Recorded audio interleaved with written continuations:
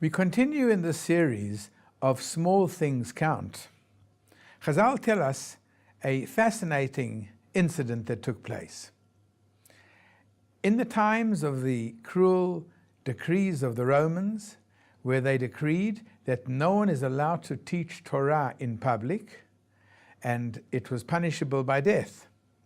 And there were certain great rabbis that, because they understood that the study of Torah is at the very essential core of the Jewish people, our survival is linked to the study of Torah, there were many great rabbis who chose to ignore this decree, many of them giving their life with this goal. Chazal tell us about a certain great Tana called Reb Chanina ben Tradion. And Chazal tell us that Reb Chanina ben Tradion was makhil kihilot barabim.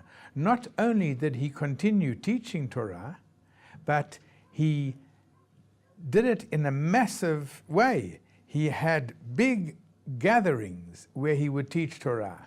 He was obviously finally tracked down and summoned by the Romans.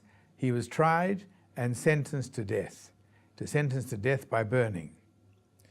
And as he was being led away to his death by the Roman soldiers, one of his friends, one of his great rabbinic associates, came up to him to strengthen him before his death. And Reb Chanina asked a very surprising question. He said to him, Ma ani leolam haba?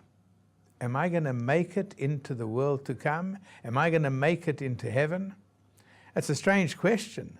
After all, here was a man who was an extraordinary Torah scholar. Here was a man who was risking his life to continue disseminating Torah, to teach Torah. Here was a man who was actually going to be burnt for the reason that he was teaching Torah. And yet he still has a question. So his colleague says to him, Klum ma'aseh baliadecha? Well, tell me some of the greatest things that you've done. And Reb Chanina ben Tradion, imagine the scene as he's being led to his death. He starts thinking, and then he says, yes, there was something significant that I did once. I used to collect money for the poor on Purim and disseminate it and give it out to the poor in the framework of the great mitzvah of Matanot Le'evyonim on Purim. And what happened was, in the tumult of the day of Purim, the monies that I'd raised for the poor got mixed up with my own personal funds. So what did I do?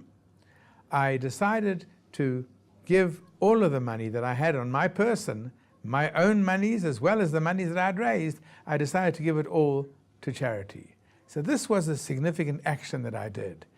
To many of us, that appears a very trivial action. His colleague responded to him, Yeheh chelki imcha. May it be that I should merit to do such great things, and I too will then merit to get the world to come. Now let's analyze this. Here's one of the greatest scholars, a man who completely sacrificed everything, literally everything, for the sake of God, and yet when he's searching for the merit that's going to bring him into the world to come, it's the merit of some seemingly insignificant, trivial matter.